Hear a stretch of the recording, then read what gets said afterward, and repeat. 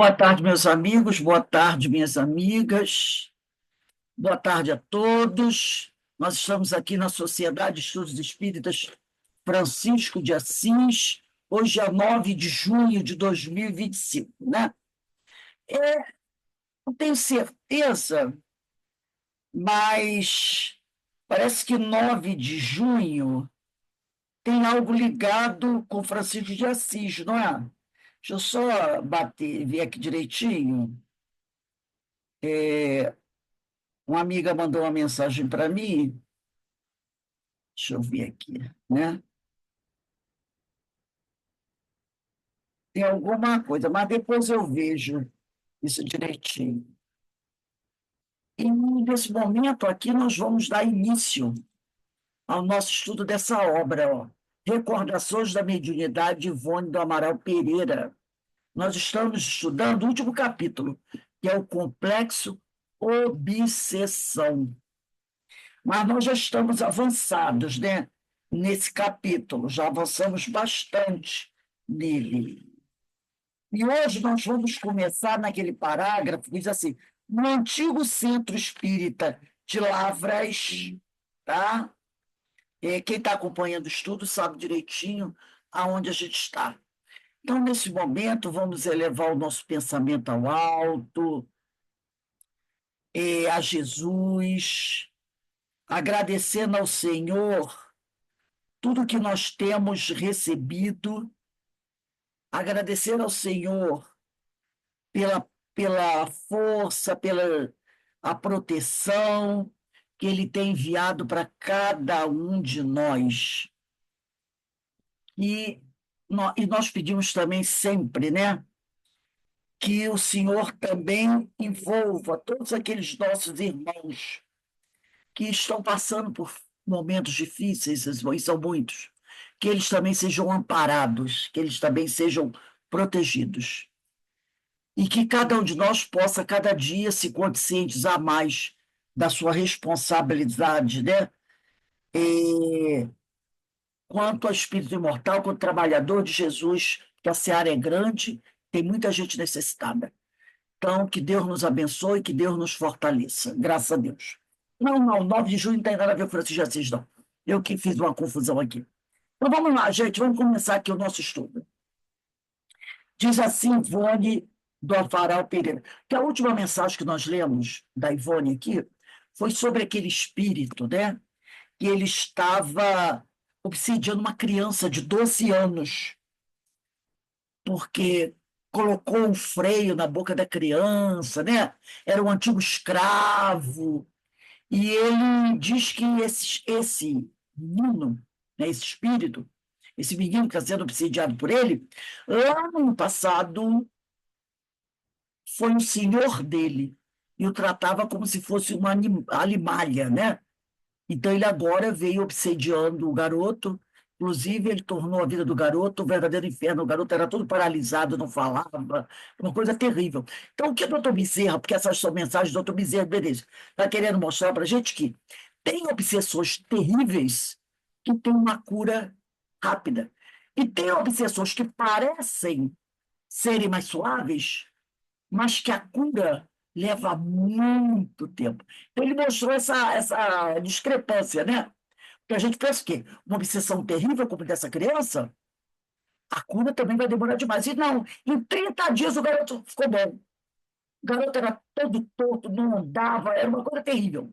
Não falava, inclusive estava mudo, surdo, por causa do freio, né, que o espírito colocou nele, freio fluídico, para parecer aqueles freios de cavalo, né? E ele era assim desde os 2 anos de idade. Há 10 anos que essa criança sofre esse processo obsessivo. E, no entanto, em um mês ele ficou curado. Voltou até a falar. Então, ele mostrou isso, que há obsessões terríveis têm cura rápida. E tem obsessões que parecem suave, mas que têm uma cura muito demorada. E aí, como ele falou aqui, ó, o garotinho, o menino, né, ficou bom, a família se tornou espírita, o garoto também. Agora, outro caso, né?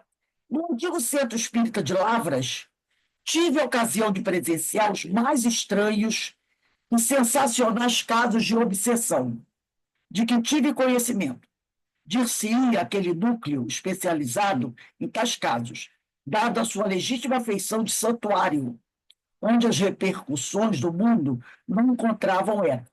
O leitor certamente se lembrará do volume Dramas de Obsessão, que é o próximo livro que nós vamos estudar assim que a gente terminar de estudar esse livro Recordações da Mediunidade. Aí, eu acredito que ainda em junho, Dramas da Obsessão, psicografia de Ivone do Amaral Pereira pelo espírito Dr. Bezerra de Menezes. Então, ela está citando aqui, né, um caso dessa obra. Aí ele diz aqui, dir-se aquele núcleo especializado em tais casos, dado que sua legítima feição de santuário, onde as repercussões do mundo não encontravam eco. O leitor certamente se lembrará do volume Drama da Obsessão, cujos personagens centrais foram ali socorridos. Então, os personagens centrais do livro Drama de Obsessão foram tratados ali no Centro Espírita de Lavras. Alguns daqueles casos se apresentavam grotescos, mesmo tocados de humor, outros dramáticos, incuráveis, que os guias espirituais do núcleo, quer dizer, do núcleo do Centro Espírita, desenganavam de imediato, recomendando, todavia, preces continuadas e tratamento de passes certamente beneficiariam os infelizes perseguidos e seus perseguidores. Formariam volume os numerosos casos que presenciei ali, e em outras localidades, nos quais tive a ocasião de interferir, quer como médium, quer como conselheira. Citarei ainda alguns dessas páginas, visto que estudamos uma tese. Não será perdida a observação que fizermos. Bebendo na aguinha, que eu vou trabalhando e bebendo na aguinha. Meu copinho fica bem debaixo da foto da dona Ivone Pereira. A foto da dona Ivone Pereira está aqui, ó. Ah, é. Ela está aqui, doutor Bezerra está aqui do lado. Aí ela fica aqui, doutor Bezerra, ela fica do lado direito, doutor Bezerra aqui na minha frente e ela aqui do lado. E o copinho fica embaixo.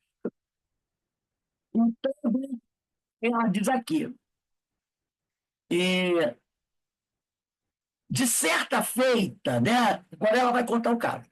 De certa feita, pela mesma ocasião em que se passou o caso antecedente, certo jovem de 18 primaveras, quer dizer, 18 anos, né? Também natural da zona rural daquela tradicional cidade mineira, que é Lavras, foi levado ao dito centro espírita por um seu irmão mais velho, que desejava curá-lo das peraltices que vinha praticando.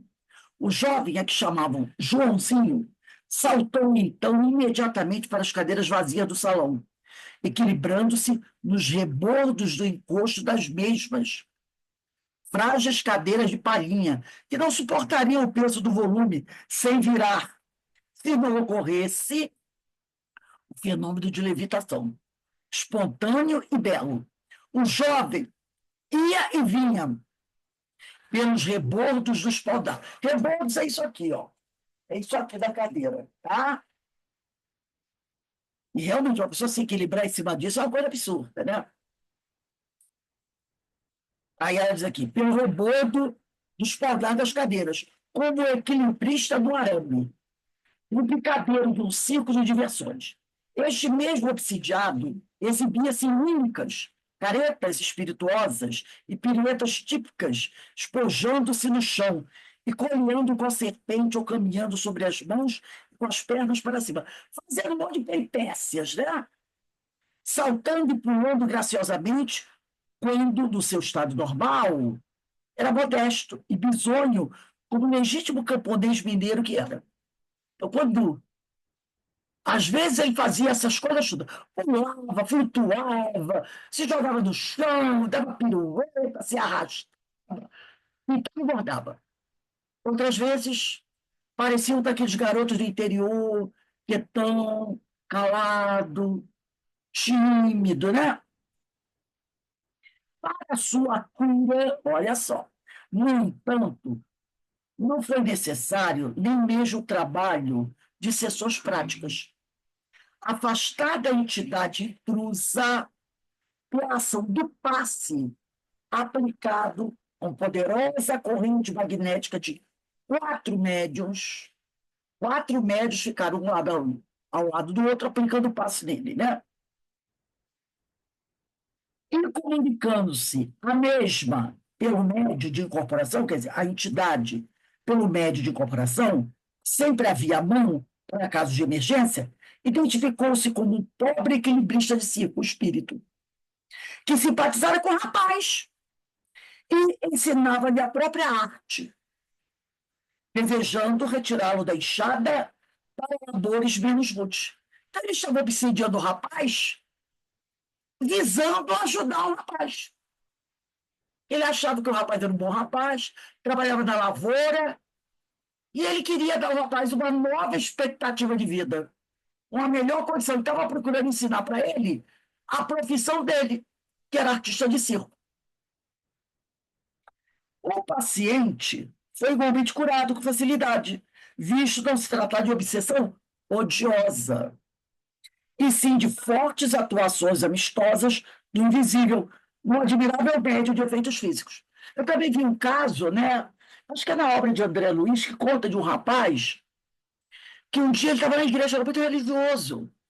Ele foi à igreja, assistiu uma missa. Quando ele saiu da missa, ele já saiu não se sentindo muito bem. Aí ele achou assim: eu acho que eu peguei uma gripe forte. Estou me sentindo assim, tão para baixo, não sei. Era à noite, estava meio no inverno, não foi para casa.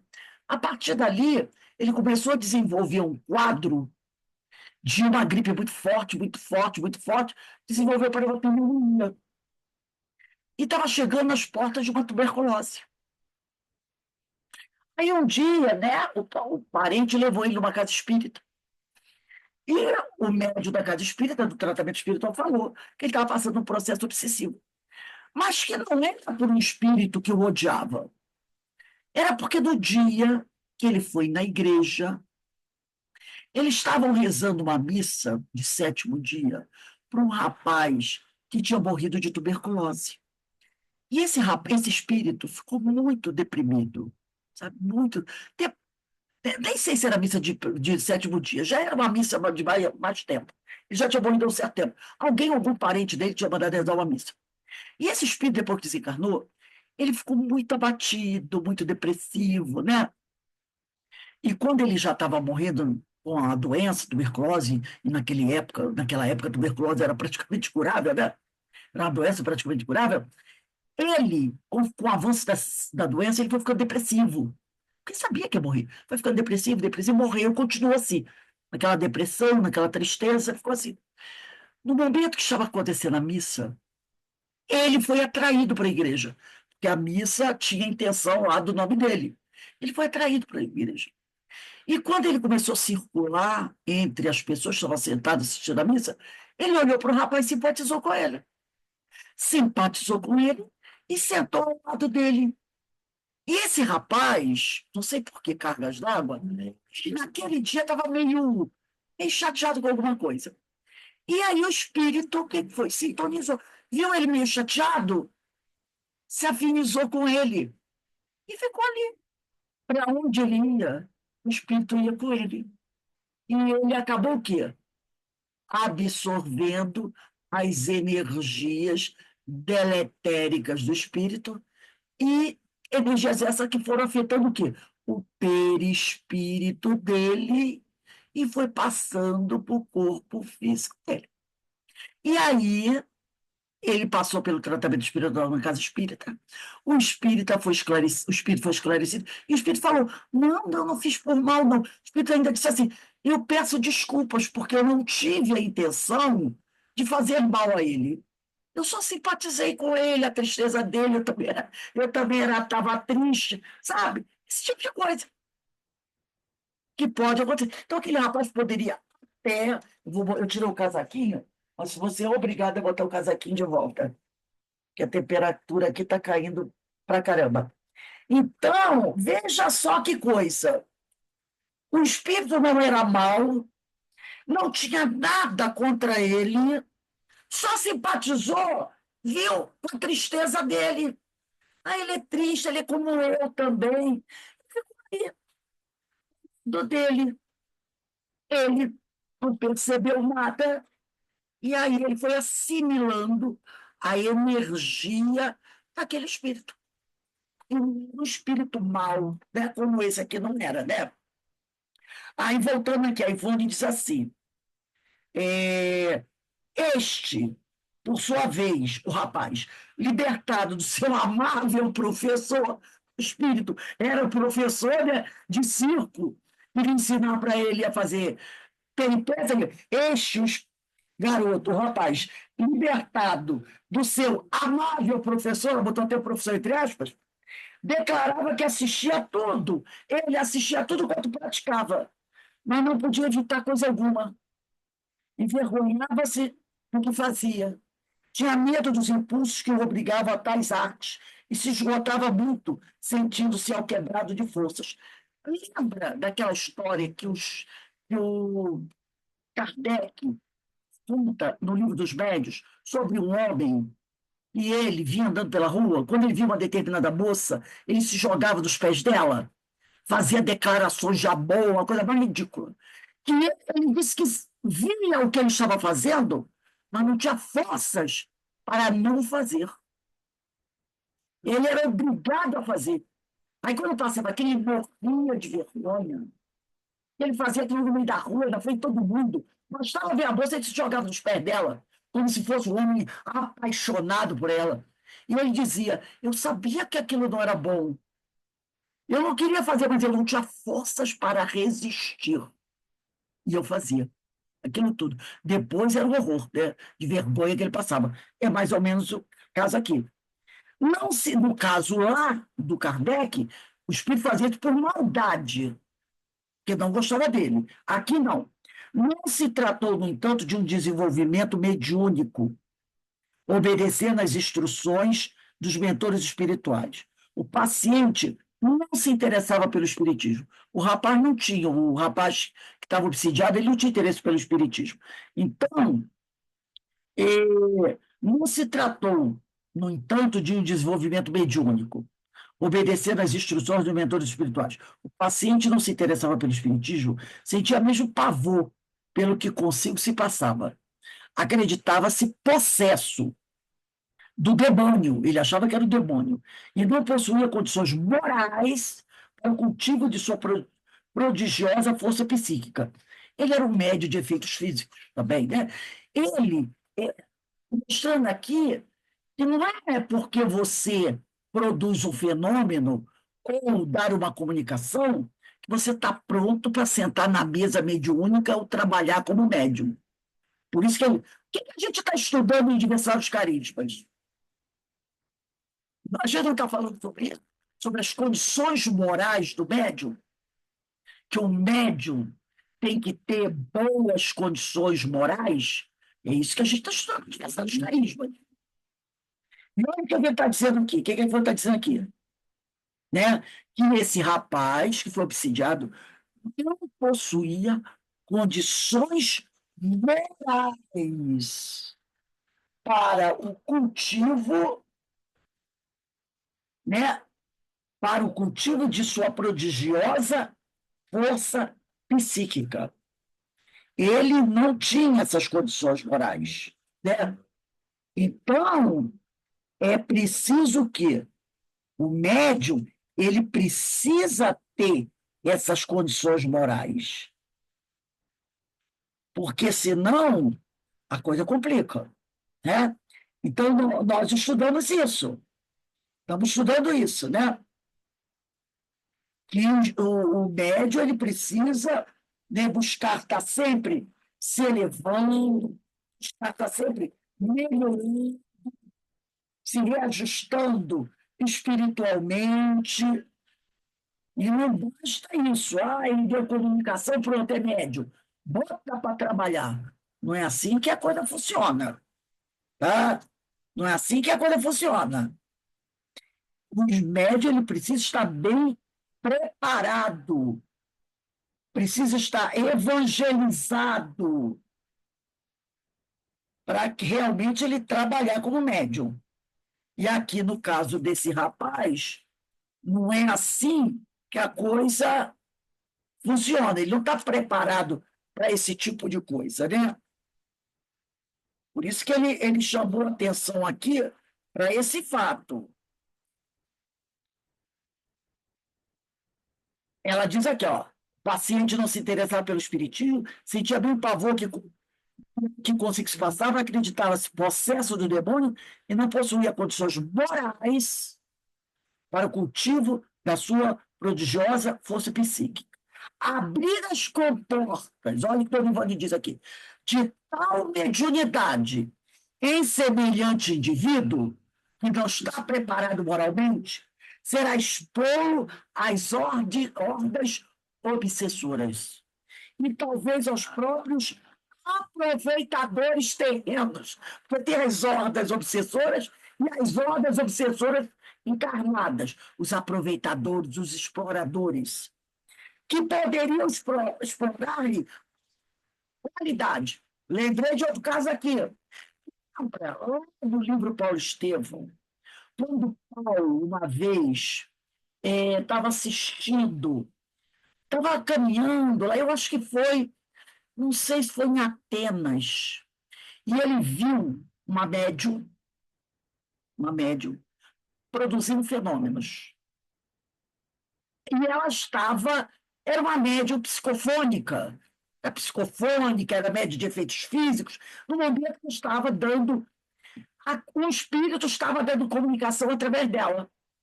E ela era uma médium de grande capacidade. E tinham dois, vamos dizer assim, agentes, né, dois agenciadores da mediunidade dela, dois encarnados explorando a mediunidade dela e ganhando dinheiro através dela. E o nome que a gente dá quando um artista ele tem alguém que trabalha fazendo os contratos dele, como é que é o nome que a gente dá isso?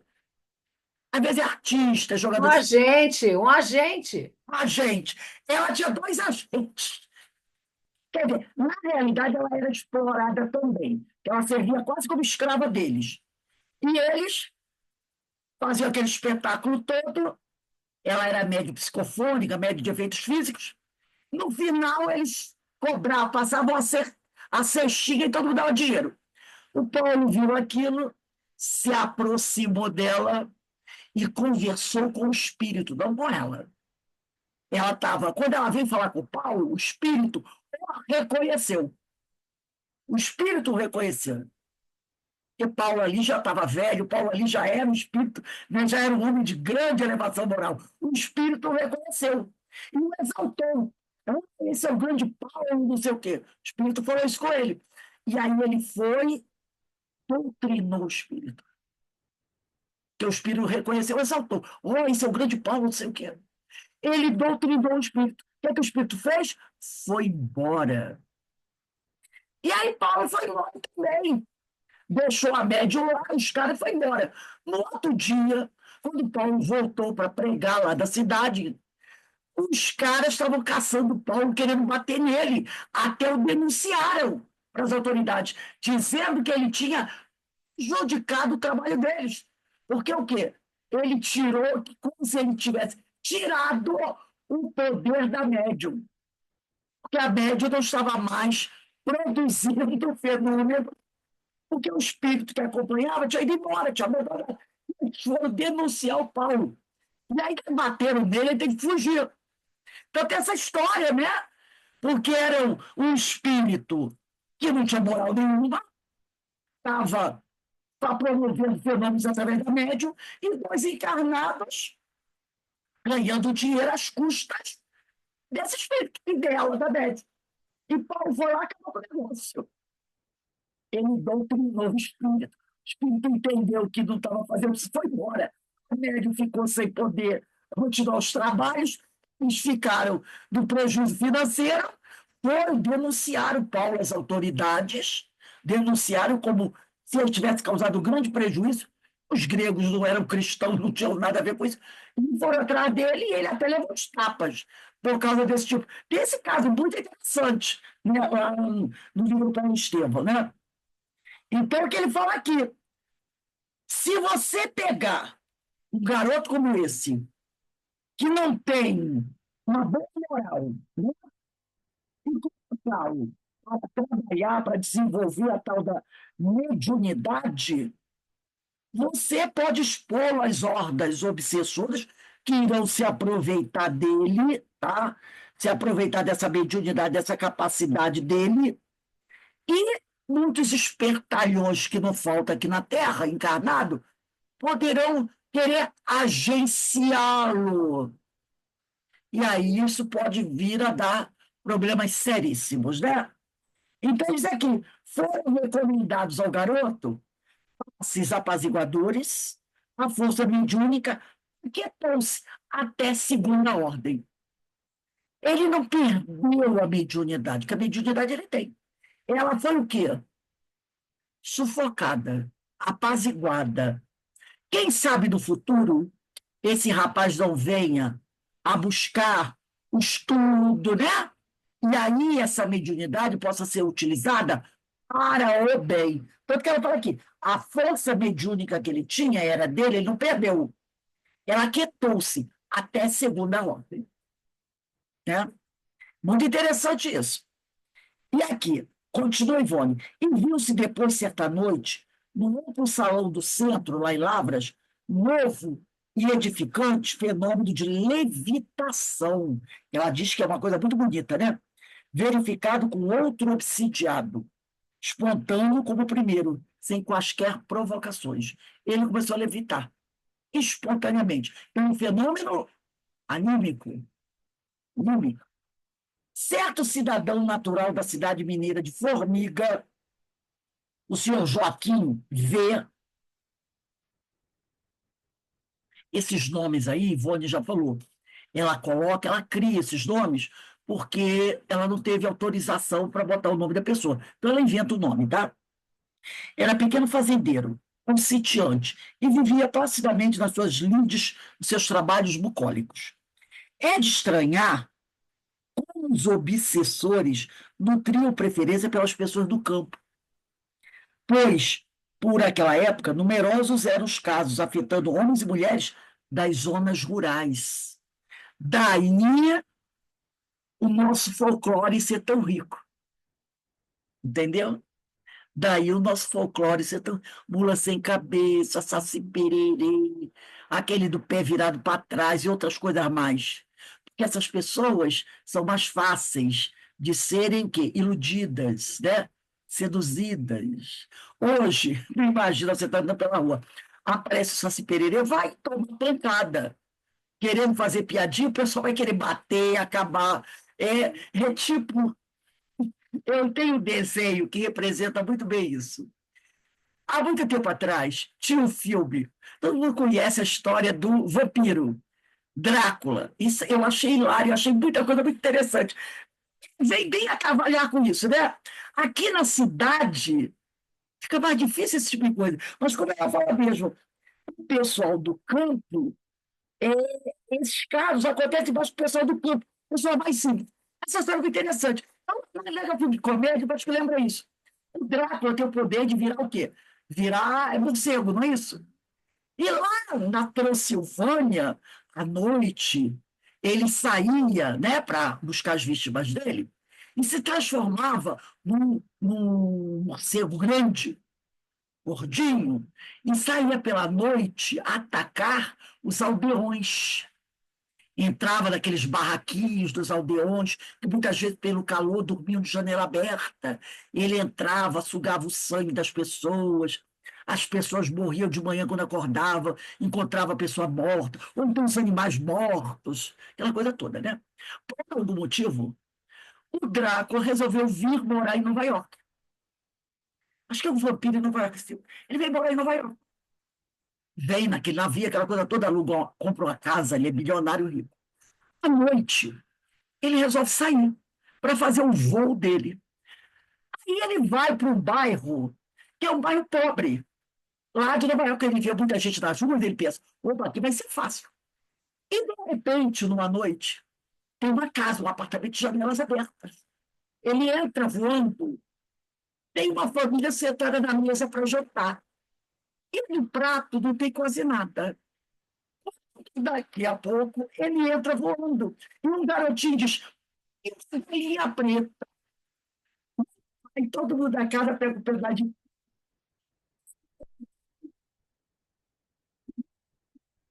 inteiro para matar para cozinhar. Porque o garotinho viu um morcego grande entrando dentro de casa voando, o garoto, eles passando fome, o garoto falou o quê? Aí, galinha, galinha, e daí começaram a dar paulada nele, e ele voando do lado, do lado, e todo mundo sentado aqui, todo mundo sentado ali, então pensando pela janela, caiu limpando no chão, no beco, tudo machucado. E começou a reclamar, que falta de respeito, que falta de respeito. Isso. Lá no cantão dele, na roça, onde ele morava na Transilvânia, ele assustava todo mundo, porque eram pessoas muito simples.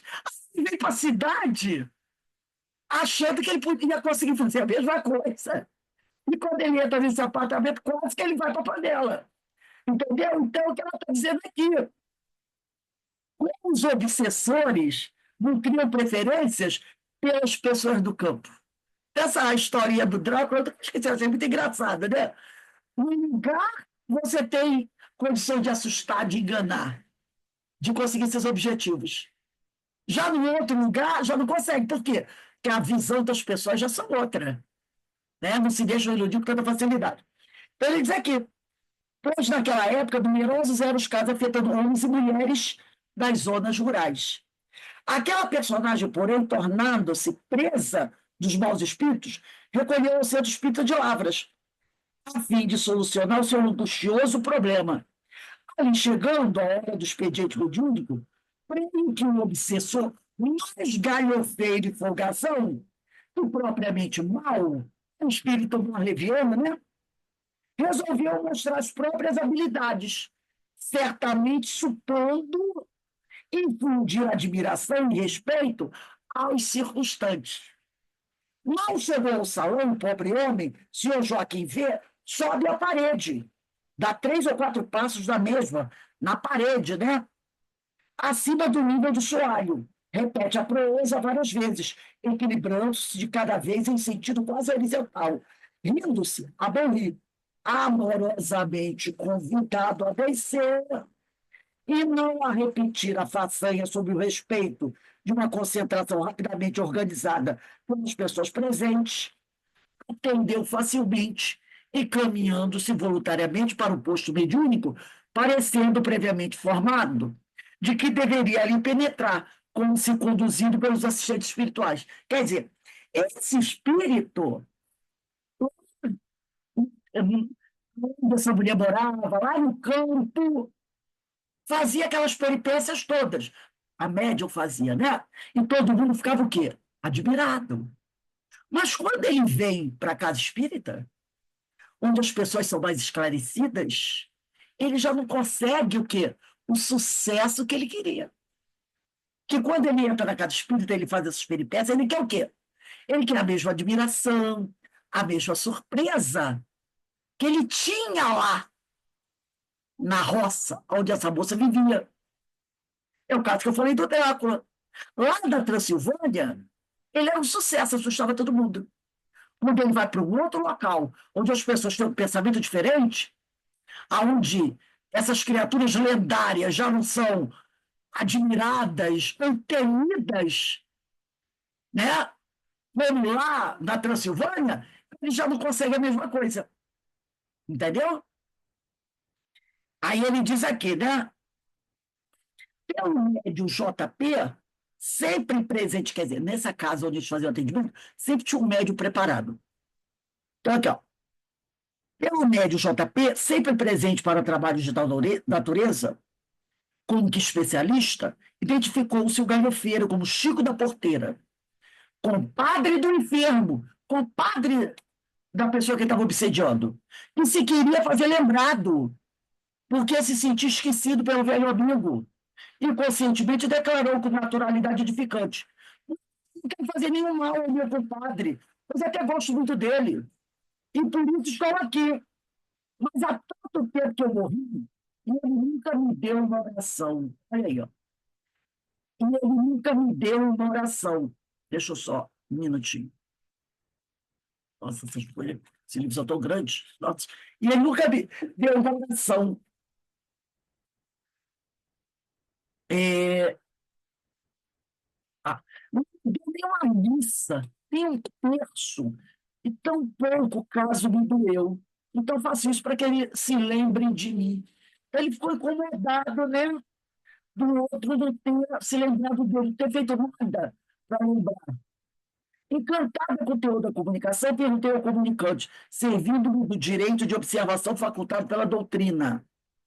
E como é que o senhor age para fazer o seu culpado subir a parede? Ora, ele é leve. Eu gosto de brincar. Repare, ele não conhece aquilo que a gente estudou no livro dos médios, lembra? Pega o fluido do espírito com o fluido do mundo, mistura, não estuda isso, ele não sabe. Ele é leve, eu gosto de brincar. Tomo o braço dele e digo: vamos brincar um pouquinho, meu compadre. E ele vai comigo, isso me diverte. Em seguida, virando-se para o compadre, que já aquietado, fitava o médium com os olhos estarrecidos. Mande celebrar uma missa para mim, compadre. Deixe de sovinice. Eu sei que você tem o cobre. Quer dizer, para rezar a missa tinha que pagar, né? Tinha que pagar. Evidente era que o galhofeiro conservava a crença católica romana no além-túmulo, pois exigia a missa como proteção ao novo estado em que se encontrava, e absolutamente não sabia explicar o modo de agir para conseguir a proeza do seu estimado compadre subir da parede. O certo, porém, era que ele produzia fenômeno de levitação idêntico aos de suspensão do mais pesado que o ar, como aqueles realizados com mesas e poltronas pesadas. Envolvia o amigo nas próprias forças fluídicas e o mantinha equilibrado no ar, embora se tratasse de fenômeno de curta duração, porque ele vai ficar no ar enquanto o fluido estiver ali, né? Quando o fluido acaba, acabou o negócio também, cai todo mundo. Né? Não é isso que a gente estuda? Opa, dá licença. Aí ele diz aqui: embora se tratasse de fenômeno de curta duração, talvez até mesmo fosse dirigido por outras entidades mais experientes, interessadas em despertar a nossa atenção e nos obrigar a estudos mais acurados do Espiritismo. Então, a gente vai encerrar aqui lendo essa questão 74 de O Livro dos Médios. A questão 74 do Livro dos Médios, deixa eu pegar aqui, está aqui. 74 do Livro dos Médios. Eu vou no item 8, de um espírito produzir o movimento de um corpo sólido, combinando o corpo do amigo dele era sólido, combinando uma parte do fluido universal com o fluido próprio àquele efeito que o médium emite. E lá no item 74, questões 8 e questão 14. E no 14 ele diz assim: que papel desempenha o médium nesse fenômeno? Já eu disse que o fluido próprio do médium se combina com o fluido universal que o espírito acumula. É necessário a união desses dois fluidos, isto é, do fluido animalizado, que é do médium, e do fluido universal, que é o fluido do espírito, para dar a vida, né? Para dar vida à mesa. Quer dizer, fazer a mesa se movimentar.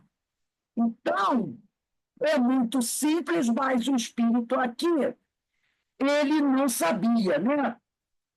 Aí depois eu vou dar um pulinho na questão 99 no livro dos médiuns, na questão 99, no item 19. A pergunta é item 99, pergunta 19. Fizeste para tornar visíveis esses objetos que no momento antes eram visíveis. Tirei a matéria que os envolvia. Aí tem uma notinha de Erasto. O que os envolve não é matéria propriamente dita, mas um fluido tirado. Metade do perispírito do médio e metade do espírito de Terra. Então, sempre tem que ter uma combinação fluídica. Ele monta e aí ele faz o que quiser, né? Então, só que o espírito não sabia, ele não tinha estudo, não conhecia, não podia dar essa explicação. Por isso que qual a resposta dele? Eu gosto de brincar. Ele não sabia, né? Como é que se fazia o negócio de combinação fluídica. Ele fazia, mas não sabia explicar. Por isso que a Ivone termina dizendo que esse espírito talvez mesmo fosse dirigido até por outras entidades, já que ele conhecia tão pouco, mais experientes, interessadas em despertar, que as pessoas vendo a levitação, dizem assim, nossa, o que é isso? Poxa, eu vou pesquisar. Quer dizer, interessadas em Deus, como Kardec fez, né? Quando ele viu aquelas mesas batendo, o que ele fez? Ele ficou batendo papo, de boca aberta, não, ele falou assim, aí tem coisa, aí tem coisa. Quando ele percebeu que não era uma fantasia, não era uma mistificação, que o negócio era sério, ele não sabia o que era. Então ele pensou o quê? Vou pesquisar para descobrir como é que isso funciona. Foi o que ela disse aqui. Esses espíritos deixaram que aquilo acontecesse, talvez interessados em despertar a nossa atenção e nos obrigar a estudos mais acurados do Espiritismo. Estudos como esse, do Livro dos Médios, questão 74, questão 99, que fala sobre isso, né? Que fala sobre essas questões. E a gente precisa estudar para poder saber do que se trata, né? Então, é do capítulo 5 da segunda parte, das manifestações físicas espontâneas. Então, a gente tem que estudar. Gente, a gente vai parar por aqui. Semana que vem começa nesse parágrafo. No mundo espiritual onde o senhor vive presentemente, diz a Ivone, aí a gente vai botar a data do dia 16. 16/6. No mundo espiritual onde o senhor vive presentemente, ninguém o advertiu de que não deveria atormentar assim o seu compadre? Interroguei ainda procurando informações doutrinárias. Então, a Ivone está fazendo essa pergunta. Vamos botar a data aí do dia 16. Então, meus irmãos, né, nós vamos encerrando aqui o nosso estudo, agradecendo muito a Deus. Eu convido vocês a estarem conosco para a nossa palestra pública das 18h30. A nossa palestra, que faz parte do nosso painel espírita sobre dependência química. O tema de hoje, muito interessante, tá? O tema muito interessante, como foi da semana passada, vai falar sobre pensamentos obsessivos e a relação com a dependência química. Então, nós queremos saber, dependência química pode levar à obsessão? A ter pensamentos obsessivos? Então, nós vamos conversar sobre isso na nossa palestra pública. É o nosso irmão Walter de Lima, lá do Rio Grande do Sul, que vai fazer a nossa palestra. Agradecemos a Deus, a Jesus, pela oportunidade e que o Senhor continue a nos abençoar hoje e sempre. Graças a Deus. Deixa eu encerrar aqui, mas eu quero dar um recado a vocês.